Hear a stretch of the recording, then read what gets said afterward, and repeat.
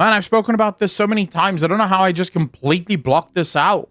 But yeah, we've covered this. Rise, rise, our queen calls to us from beyond the umbral veil. She has transcended the circle of stars and basks in her eternal grandeur. The time we have long awaited is nigh. Even now the Harbinger gathers the children of the first flesh to reclaim what was lost. Children of the first flesh, we now know that this refers to the Nerubians. Now, if the Titan, or what little lore we have that may or may not have been Titan-inspired, is to be believed, then they would have come from not the Mantid. Can't remember now. The original beings that came out of the old god corruption. Someone in chat will let me know. I can't remember the name now. But they were the first, and then from there, it all split into the Nerubians and the Mantid and the Akir. Thank you, Alcatraz. That's the one. Yes, the Akir. So from the Akir, they were the ones, their origin basically is the old god corruption sort of morphed the earth around them. And from this dark, twisted, corrupted earth came these beings that were called the Akir. And they are apparently the grandfather or father race of things like the Mantid, things like the Nerubians, and so on and so forth. So this would then explain where the children of the first flesh comes from. To reclaim what was lost, they must remember their vows and serve those to whom they owe fealty. We already know that they did not remember their vows, and they did not serve whom they owe fealty. But then, of course, Queen Ansurek did.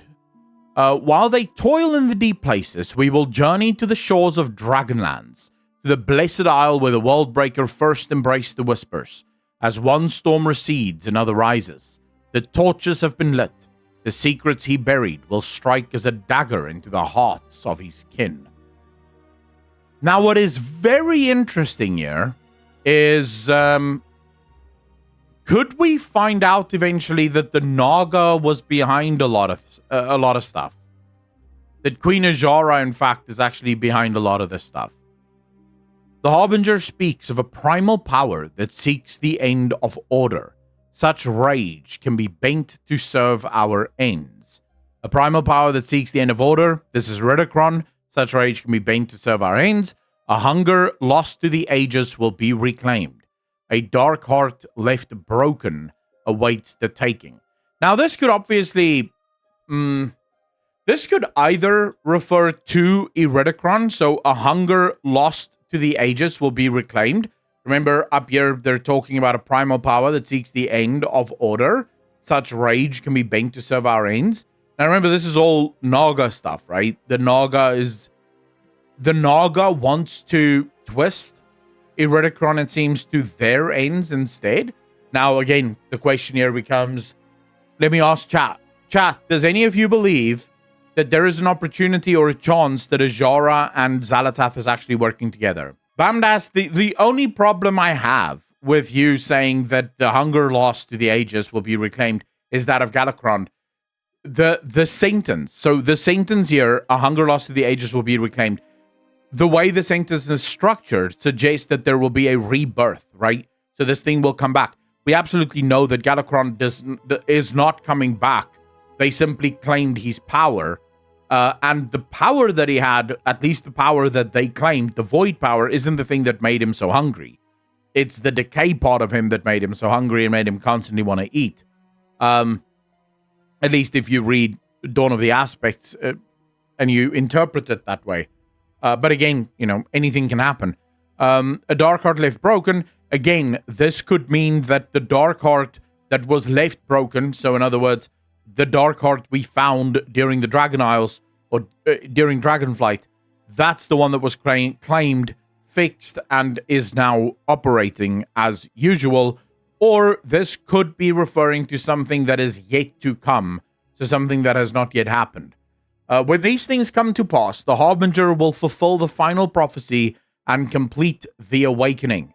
Only then shall our queen return to reign over sea and sky and earth. We must make ready. Rise, rise. Soon all that was hidden will be revealed. Now this last passage I think, is the Darkheart Thicket, Kimmy, was the dungeon you're thinking about. This last passage, I feel like, is probably the most loaded passage in all of this. So it says, when these things come to pass, the Harbinger will fulfill the final prophecy and complete the awakening. Now, what does awakening mean? What could it possibly refer to, chat, on Azeroth? It could be the crystal. It could be Beledar. Okay. You think it's Azeroth, all right? There's a couple, right? There is a couple. Noma, how you doing? Vimithras, how you doing? Awakening is nothing new. It can mean machine. Vimithras, in this sense, it speaks about the awakening. Now, what is it that the Harbinger is looking to do? Is the Harbinger looking to awaken Azeroth? Or is the Harbinger looking to awake something else? This is the question. The question that at least we're faced with. If it is Azeroth, that makes a lot of sense. What doesn't make sense is the fact that Xal'atath has never expressed any interest in awakening Azeroth. In all of the time that we have known Xal'atath, when has she ever said that she wishes to awaken Azeroth? This is just not something that happens, right? So I would exclude Azeroth on that basis. The next, it could be, very easily, would be Beledar, the crystal. But the crystal itself is just a crystal. The question is what lies within the crystal. Now, I'm about to drop, I think, something that is very controversial. What if the color of the crystal and the radiating energy of the crystal doesn't match what is within the crystal?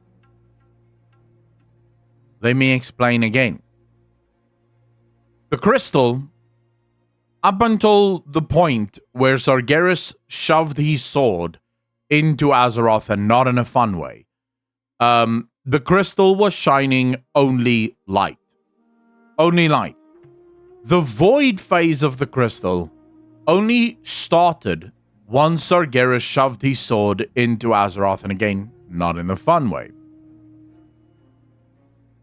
What if the crystal was of light origin, but very specifically meant to be a prison? So what kind of prison would you need a light-forged prison for? What kind of creature would such a prison contain?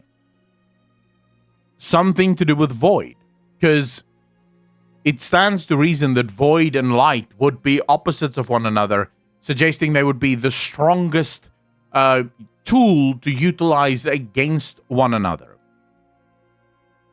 Now for this, I want you to cast your eyes back to the mural.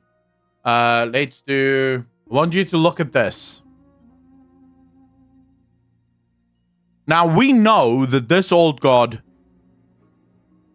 does not fit any of the old gods that we know of. Yes, it has tentacles that is similar to N'Zoth, but it doesn't look anything like N'Zoth. Now, some people will say, oh, but N'Zoth did have a lot of eyes. None of N'Zoth's eyes looked like that.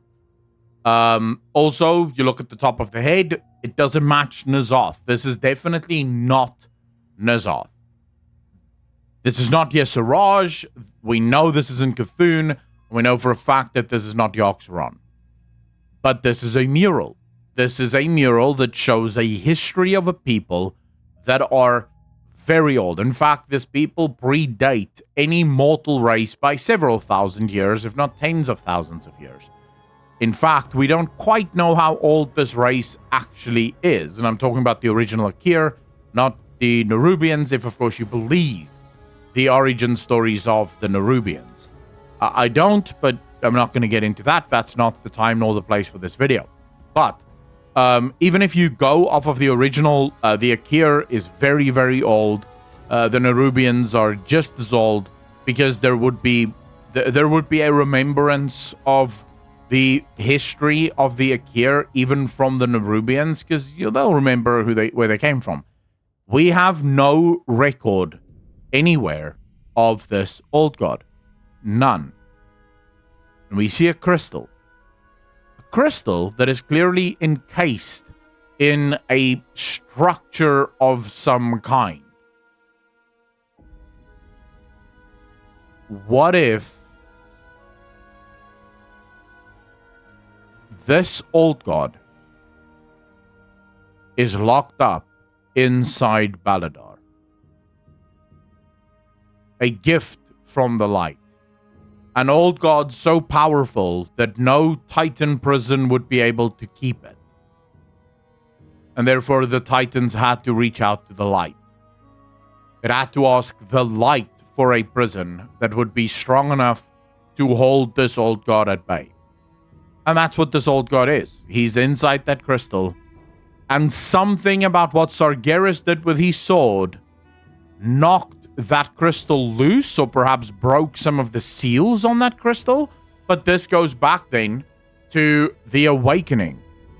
When the final prophecy is fulfilled and the awakening is complete, only then shall our queen return to reign over sea and sky and earth. We must make ready. Now, this, of course, is... Why would Azshara be the one that reigns? Is it that Azshara herself is also planning and playing this long game? Could it be that this all has to do with N'Zoth? That everything that all of the other old gods were doing... Guys, I can go a lot further with this and say, what if originally there weren't 5 old gods? What if there is just one old god, and the old gods, the specimens that we have killed up until now, what if they were the same result as G'huun? I'll take you guys back to Legion. No, Battle for Azeroth. When we first learnt of G'huun, what did Blizzard, Ian Azikostas, what did he call G'huun? Do you guys remember? And the product, we found out later that G'huun was indeed a failed Titan experiment. Ian called G'huun an old god. When Ian announced this, he said, we're going to be fighting an old god. They referred to it as an old god. Now, where do we find each and every one of the old gods? We find them inside Titan facilities, Titan prisons. Now, there's a couple of questions here. When Aman'Thul tried to drag out Y'Sharosh, what happened? It left a giant gaping wound or hole inside Azeroth, right? That had to be filled up with the blood of Azeroth and then ordered by the Titans using arcane magic. How did they get the old gods into those Titan prisons? They can't touch the old gods. Pulling the old gods leaves the planet fucked. Claire, how you doing? Maurice, how you doing? Daron, how you doing? How are you building it around them, Vimithras? How? The old gods are fighting, right? It's an act of war. The old gods aren't going to allow you to just build prisons around them. The amount of time that you'd require, how are you keeping the old gods contained until the prisons are complete? I tell you how you get the old gods inside those prisons. Those are not prisons to begin with. Those were laboratories. Those were laboratories where they were born from their father, the original old god. You have a problem with all of that, Vimithras. The Titans had very little time on Azeroth. Very little time on Azeroth. Before they were called away to go stop Sargeras. They would not have had enough time to suppress and place the old gods into stasis. And then also, because here's the thing. If you can suppress them and place them into status or stasis. You can also kill them. Because you just place them in stasis and then kill them. But they didn't do that. None of this makes sense. When you start to extrapolate exactly all of the ways in which the Titans could have gotten rid of the old gods, none of that makes sense.